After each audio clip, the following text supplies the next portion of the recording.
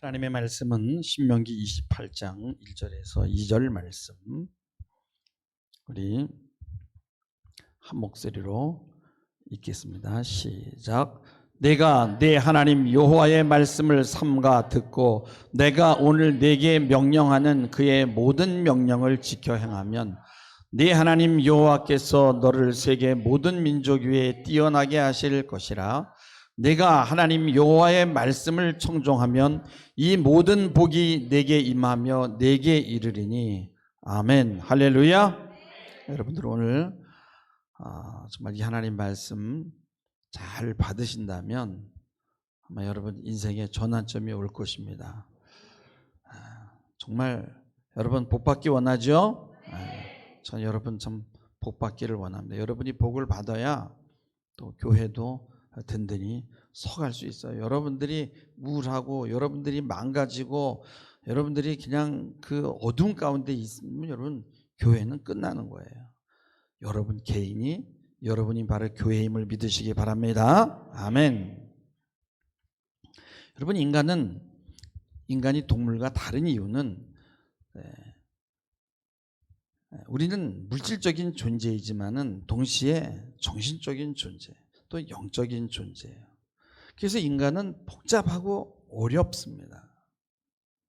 그래서 우리는 정신적으로만도 살 수 없고 물질적으로만도 살 수 없고 영적으로만도 살 수 없어요. 어느 한 가지에 치중하게 되면 망가진 인간이 되는 거예요. 우리는 살기 위해서 힘이 필요하죠. 여러분, 이 힘이 넘치면요 우리는 또 죄를 져요.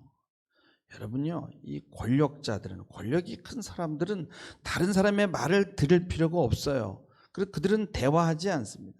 명령하면 되니까. 여기에 악마성이 있어요. 그래서 우리 인간은 권력을 가지면 그 권력을 나누려고 하지 않아요. 그래서 만들어진 것이 민주주의입니다. 민주주의는 평등해야 하고 또 권력을 감시해야 돼요. 목소리가 다양합니다. 그러나 또 너무 다양하면 또 그게 문제가 돼요.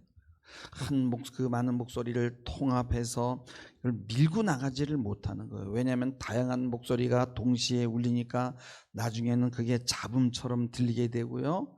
그래서 그것이 또한 독재자를 출현시키는 힘이 되는 거예요. 그러니까 여러 가지 그런 주장들을 다 묵살하고 비민주적으로 끌고 가면요 결정하고 실행하는 데 속도가 붙는 거예요. 또 너무 민주화가 돼가지고 좀 막 그렇게 잡음이 막 들리게 되면요 뭔 소린지 뭐 누구 중구난방이 되니까 좀 누군가 좀 강력하게 나와서 그냥 확 그냥 휘어잡고 갈 사람은 없나 하고 국민은 그걸 또 바라게 되는 거예요. 그러다 보면 또 그런 지도자가 나오는 거예요. 너무 억압적이고 권위적인 사람이 나오면 또 국민들은 좀 부드럽고 좀 다른 사람의 말을 잘 듣는 그런 비권위적인 사람이 또 없을까? 또 이렇게 찾는 거예요. 너무 열려 있으면 이것이 또 힘들어요. 그러면 또 반대급부의 사람을 찾는 거예요. 그래서 우리는 힘이 남아도 문제고 모자라도 문제입니다. 그래서 인간은요, 인간 스스로에게 문제예요. 힘이 남아돌면 교만해서 초월적이 되고 자신이 신인을 착각하고 힘이 모자라도 지나치게 또 자기에게만 집중하는 거예요. 자기만 봐달라는 거예요. 타자에게 줄 에너지가 없으니까 자기에게 집중할 수밖에 없는 거예요. 권력이 많아도 다른 사람의 이야기를 듣지 않고 너무 힘이 없어도 자기 애적이 되어서 다른 사람의 이야기를 또 듣지 않아요. 그래서 인간은요, 인간 스스로에게 문제야. 그래서 나의 자아는 부정되어야 되지만 또 세워져야 되고 인정을 받아야 돼요. 그러면서도 동시에 또 부정돼요. 내 기독교는 너무 내 이 자아를 부정하는 쪽으로 치우치는 것 같은 그런 피상적으로 보면 그렇게 보입니다. 그래서 자유가 침범되는 것으로 경험됩니다. 자아는 세워져야 되는 것도 사실이지만 부정되어야만 또 인간이 되는 거예요. 그래서 인간은 복잡한 존재예요. 분명한 것은요, 여러분 죄라는 건 뭐냐? 나르시즘이라는 거. 나르시즘이라는 건 뭐냐면 자기예요. 이게 나르시즘은 뭐냐? 교만이에요. 그러니까 다른 사람을 생각하지 않아요. 다른 사람을 공감할 여유가 없어요. 그리고 자기가 최고가 되는 거예요. 결국은 하나님보다 더 높아지는 거예요. 여러분, 하나님의 속성 중에 하나가 창조성이에요. 우리는 하나님의 형상을 닮았기 때문에 우리에게도 창조성이 있어요. 그래서 우리 인간은 무언가를 창조할 수 있습니다. 그것이 예술이에요. 그래서 예술가는 또 하나님 위에 올라가요. 왜? 나도 창조자인데, 나도 내가 뭔가를 만들어내는데 내가 왜 하나님 앞에 무릎을 꿇어야 돼? 내가 최고 꼭대기에 있는데, 이러면서 또 하나님의 권위를 부정하는 거예요. 또 반면에 우리 인간은요, 창조적인 삶을 살지 못하면 또 문제가 돼요. 왜냐면 하나님이 그런 속성을 줬으니까. 네가 한 거야. 너도 할 수 있어. 넌 대단해. 그리고 자아를 지원해주고 자기 스스로가 자신의 인생의 주인이 되어서 자신이 운전하면서 가야 되는 거예요. 여러분, 운전하다 보면요, 자신이 운전하면 멀미를 안 합니다. 그러나 남이 운전하는 차를 타고요, 운전사의 마음과 같이 똑바로 집중하지 않으면 멀미가 일어나요. 막 흔들리니까. 얼마나 많은 사람들이 멀미를 하고 삽니까?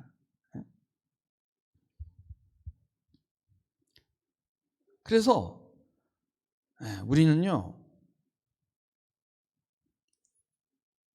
이래도 문제고 저래도 문제야. 우리 인간 스스로에게 문제야. 자기를 유지할 수 있어야 되고 또 자기를 버릴 줄도 알아야 되고. 너무 어려워. 도대체 어떻게 하라는 거예요? 또 겉으로 보기에 우리 기독교인은요, 자아를 억압하고 부정하는 쪽으로만 보이지만은 사실 자아를 세우는 쪽이 있는데 이거는 잘 보이지가 않아요. 근데 하나님의 말씀에 순종하면 이 두 가지가, 세 가지가 동시에 일어나는 거예요. 우리 인간은 영적이어야 되고 정신적이어야 되고 물질적이 되는 거예요. 여러분, 물질이 너무 없으면 정신이 돌아버리고, 물질이 너무 풍성해도 돌아버리고, 영적으로만 너무 풍만해도 영적인 교만에 빠지는 거예요. 근데 이 세 가지가 균형이 잡혀야만 정상적이고 덕이 있는 인간이 되는 거예요. 너무 복잡한 거예요. 이런 얘기가 있어요. 중들이 목사를 하면 가장 바람직할 수도 있다라는 이야기가 있어요. 왜? 중들은 일체의 욕심을 다 버리고 해탈을 추구하니까. 도의 경지에 들어가고 모든 것을 비우게 되면 눈이 열리고 거기서 신을 만나게 된다는 거예요. 그 사람들이 기독교를 가볍게 보는 이유는 너무나 구체적이고 눈에 보이는 것, 현실적인 것에 치중한다는 거예요. 기독교는 정신적이고 영적인 것을 추구하죠. 그러나 그것만 추구하지 않아요. 물질적인 존재라서 물질이 필요해요. 하나님이 이것을 공급합니다. 할렐루야. 너무 한쪽으로 치우치면 한쪽에서 반란을 일으키는 거예요. 문제는 어느 쪽으로 치우치든, 물질적이든 정신적이든 영적이든 치우치면은 망가지는 거예요. 치우치면은 자기의 쪽이 돼요. 뭔가가 이상해요. 교만하게 되고 자신이 신이 되려고 합니다. 하나님을 대적하게 됩니다. 교만의 길로 빠지고 결국은 저주의 인생을 살게 되는 거예요. 이래도 교만, 저래도 교만. 물질적이든 정신적이든 육적이든 어느 한쪽으로 넘치면 교만해지고, 또 모자라면 자기의 쪽이 대해서 하나님에게 돌아서고. 문제야. 따라서 합시다. 여기서 벗어나는 비결이 있다. 뭐냐? 하나님의 말씀을 붙들고 하나님의 말씀에 순종하면서 말씀대로 사는 거예요. 할렐루야. 내가 조절하려면 실패합니다. 하나님은 가장 좋은 길로 인도하는 거예요. 내가 내 하나님 여호와의 말씀을 삼가 듣고 조심해서 듣고 내가 네게 명령하는 그의 모든 명령을 지켜 행하라. 그러면 하나님께서 너를 세계 모든 민족 위에 뛰어나게 하실 것이다. 어느 한쪽으로 치우치는 게 아니라 통합적으로,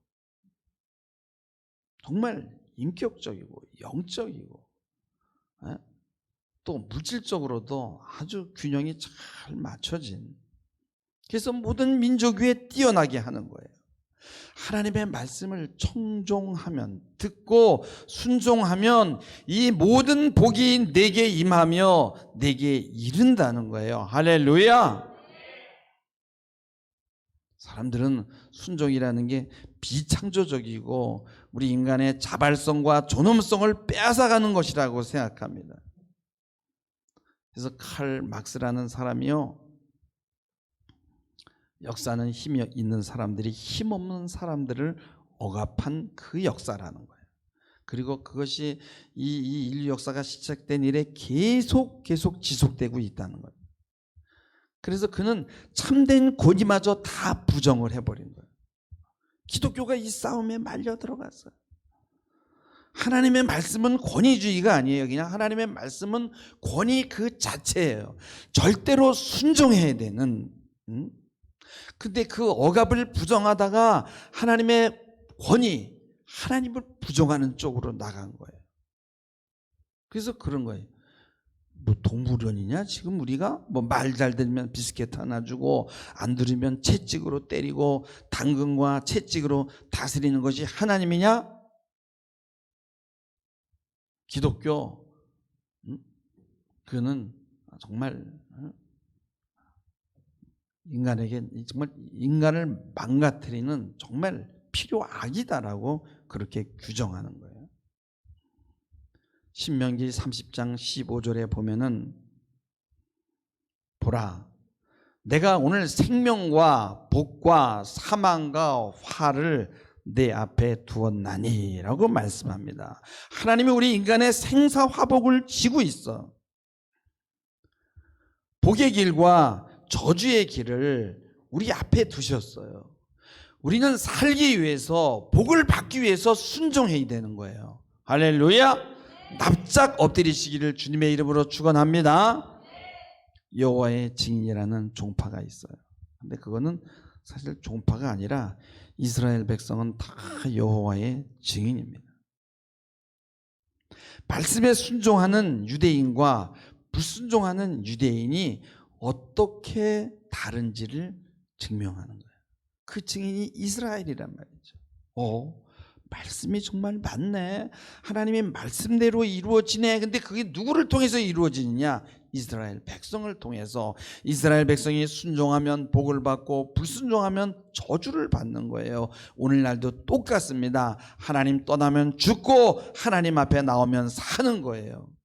그래서 우리 모두가 여호와의 증인이 되는 거예요. 예수 믿으면 살고 돌아서면 저주받는 거예요.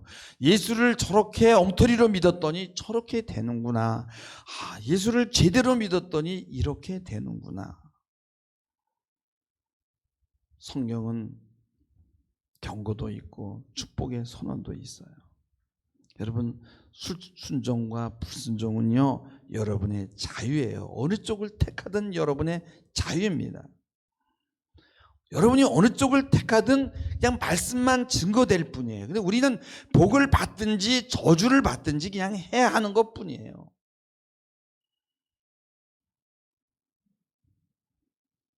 축복과 저주, 생명과 사망을 놓고 어디 말씀대로 한번 이루어지나 한번 볼까? 이렇게 시험하는 사람은 바보예요. 순종하면 복의 길이 열립니다. 불순종을 회개하시기 바랍니다. 납작 엎드려야 돼요. 생명과 복을 받기 위해서 우리는 교만을 죽여야 되는 거예요. 우리에게 가장 우리 인간의 문제는 뭐냐면 교만이에요. 그러기 위해서 우리는 순종해야 되는 거예요. 교만을 죽이는 방법이 순종이에요. 그래서 순종은 뭐냐? 나의 그릇을 넓히는 것이고요. 순종은 어떻게 보면 야성이에요. 야성. 광증이에요. 그래서 힘 있는 사람이든 없는 사람이든 이 순종을 연습하고 순종할 필요가 있어요. 복을 받기 위해서. 여러분, 세계 모든 민족 위에 뛰어나게 하신다는 약속은 성취되었어요. 유대인들을 통해서 증명이 되었어요. 여러분, 유대인들은 세상에서 받을 수 있는 복은 다 움켜쥐고 있는 거예요. 그들은 가는 곳마다 복이 따라가고 하는 일마다 복을 받아요. 인류 역사상 어떤 민족도 이러한 복을 누린 민족이 없어요. 오직 유대인들만이 이 복을 받았어요. 그 이유는 오늘 말씀 2절에 나오는 여호와의 말씀을 청종했기 때문에 다른 조건이 없어요. 그리고 그들은 청종하지 않았다가 저주를 받은 경험이 있기 때문에 지금은 그 과정들을 통해서 그들이 복을 받고 있는 거예요.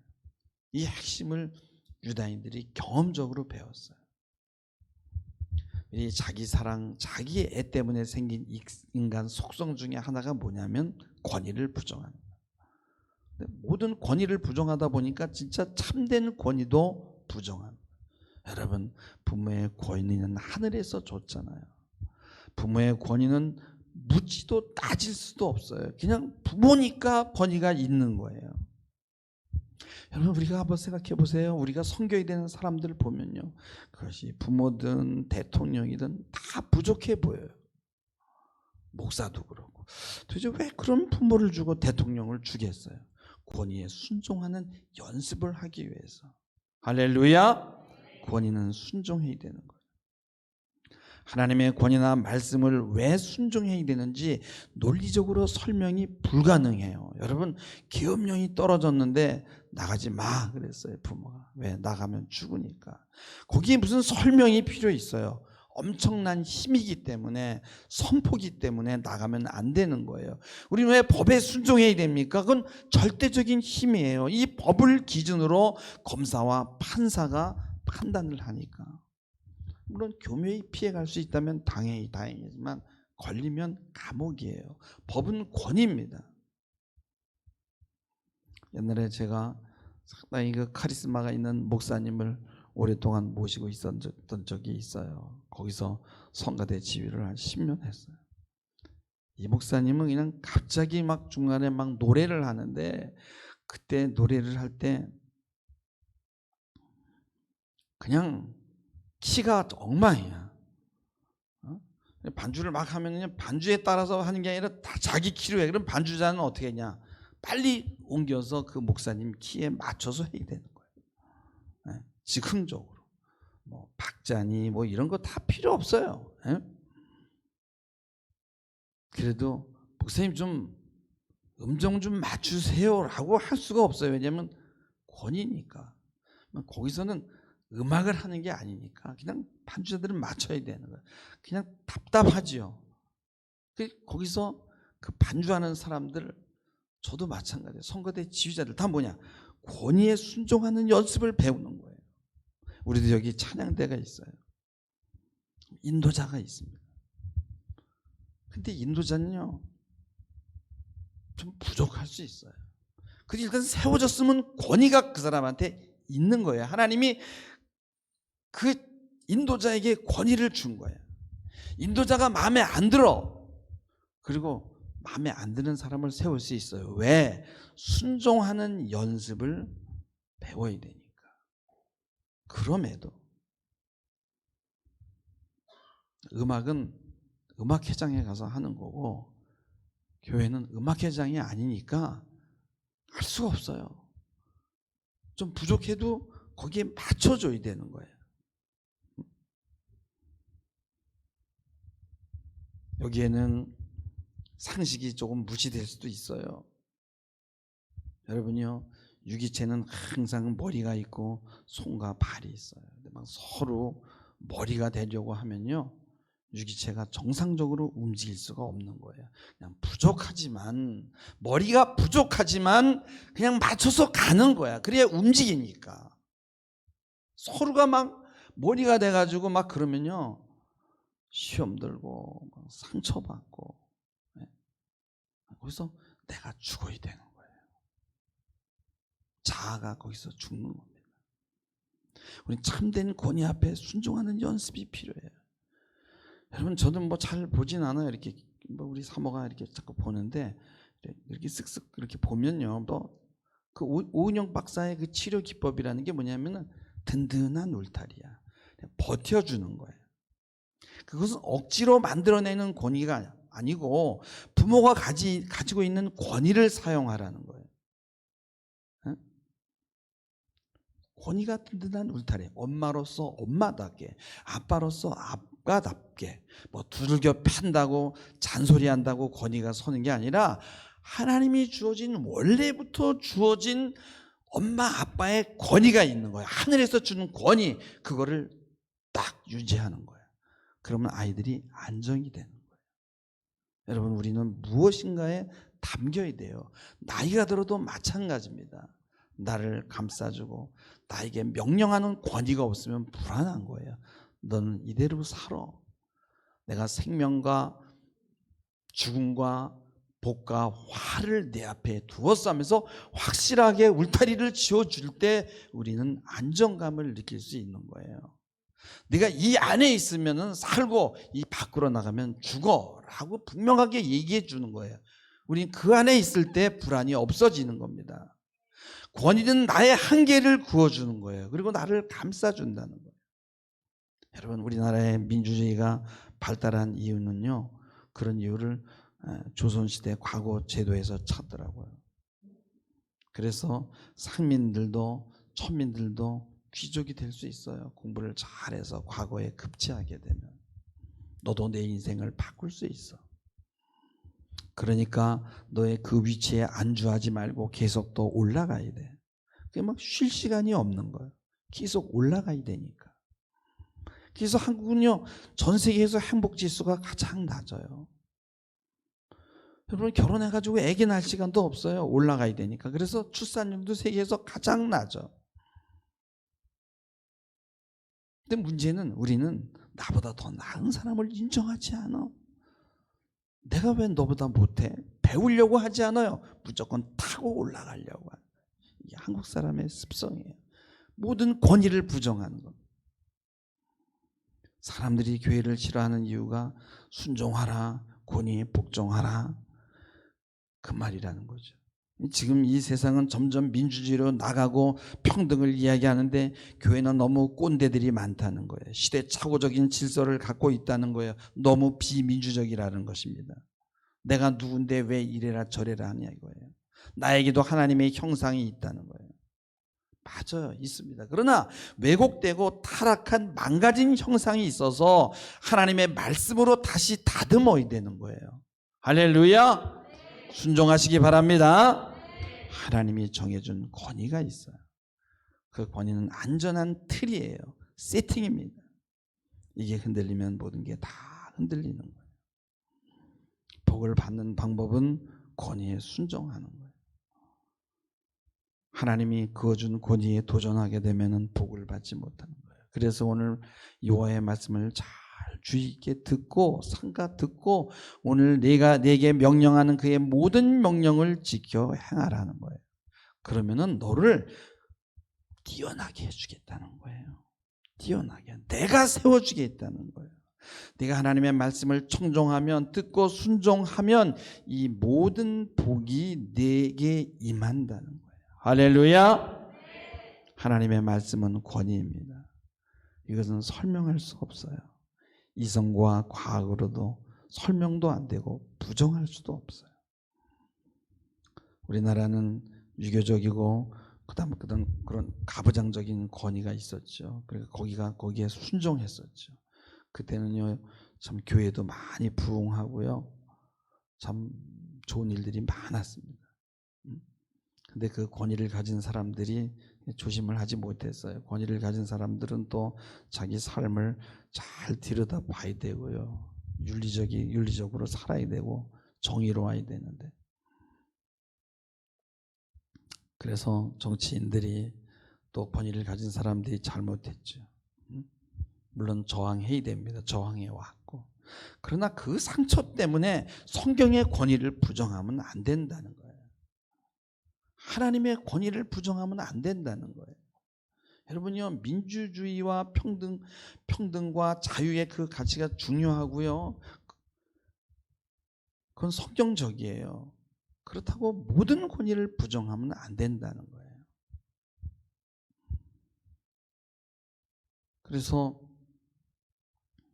이 권위에 대한 그런 복종을 비민주적인 태도라고 보는 것은 성경적이 아니라는 거예요. 공동체가 유지되기 위해서 항상 권위가 있어야 돼요. 성경에 출애굽기, 민수기, 신명기 이렇게 보면요, 정말 평등과 자유에 대한 이야기가 많아요. 그러나 공동체가 유지되기 위해서 권위가 필요하다. 아버지의 권위, 엄마의 권위, 모두가 다 자기가 머리라고 하면 공동체가 유지되지 않은 거예요. 그래서 정치에서는 모두가 다 자기가 제일이라고 하니까 할 수 없이 투표를 하는 거 아니에요. 근데 일단 뽑았어요. 뭐 할 수 없어요. 뽑았으면은.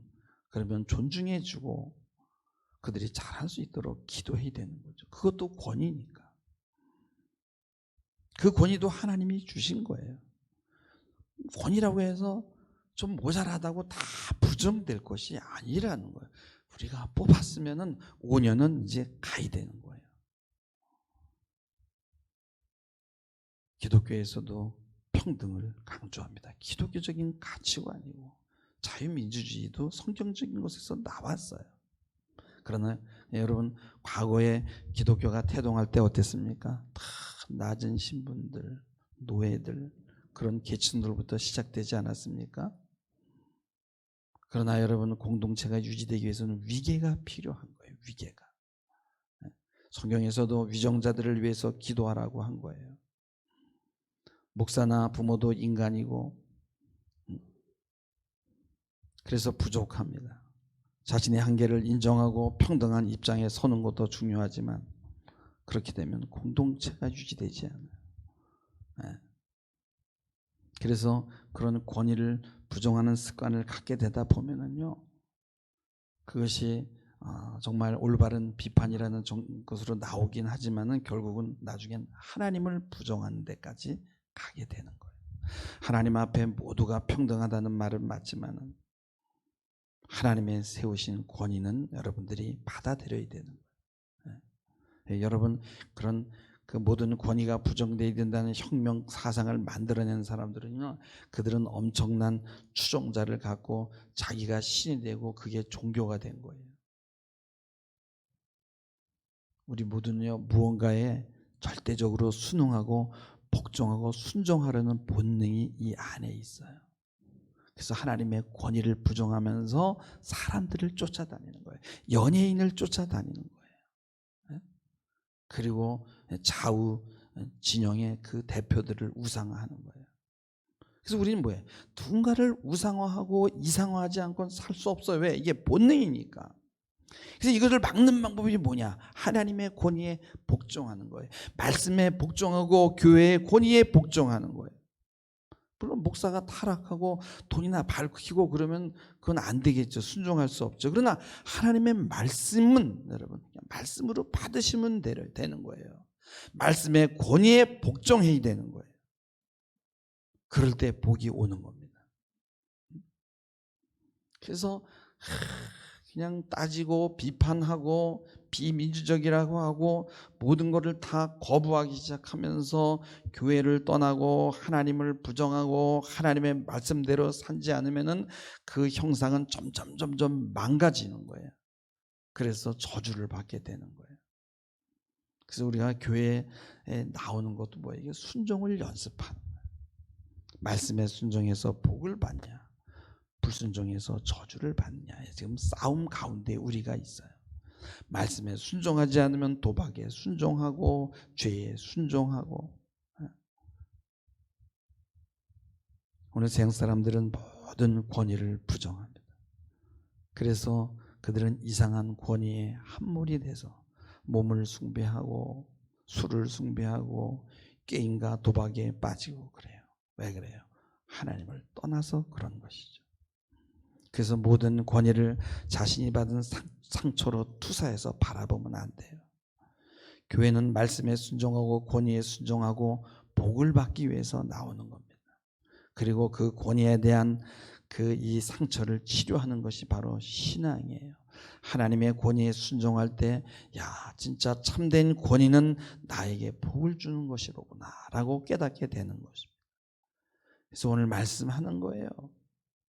하나님의 말씀을 삼가 듣고 내게 명령하는 그의 모든 명령을 지켜 행하라. 너를 내가 세계 모든 민족 위에 뛰어나게 하겠다. 하나님의 말씀을 듣고 순종하면 이 모든 복이 내게 임하겠다.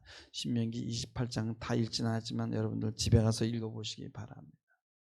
들어가도 복을 받고 나가도 복을 받고 하나님의 말씀에 순종하면 그냥 복이 그냥 따라오는 거예요. 하나님의 말씀에 불순종하면요, 그래서 나가도 저주를 받고 들어와도 저주를 받고 떡 반죽 그릇이 저주를 받고 그냥 되는 일이 없는 거예요. 근데 복과 저주는 항상 2차적인 현상이야.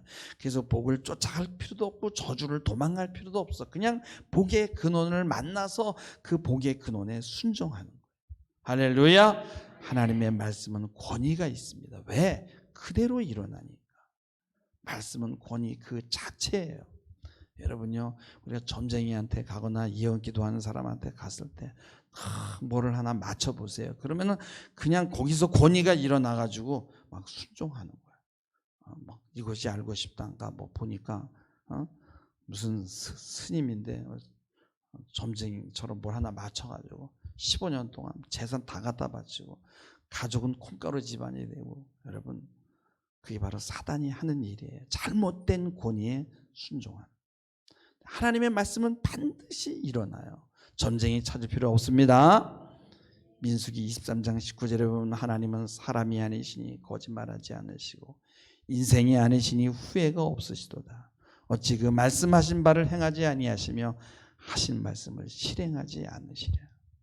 하나님의 말씀은 반드시 성취가 되고 증거가 됩니다. 할렐루야. 하나님의 권위 앞에 바짝 엎드리시고 순종하여 복을 받는 여러분 되기를 주님의 이름으로 축원합니다. 기도하시겠습니다.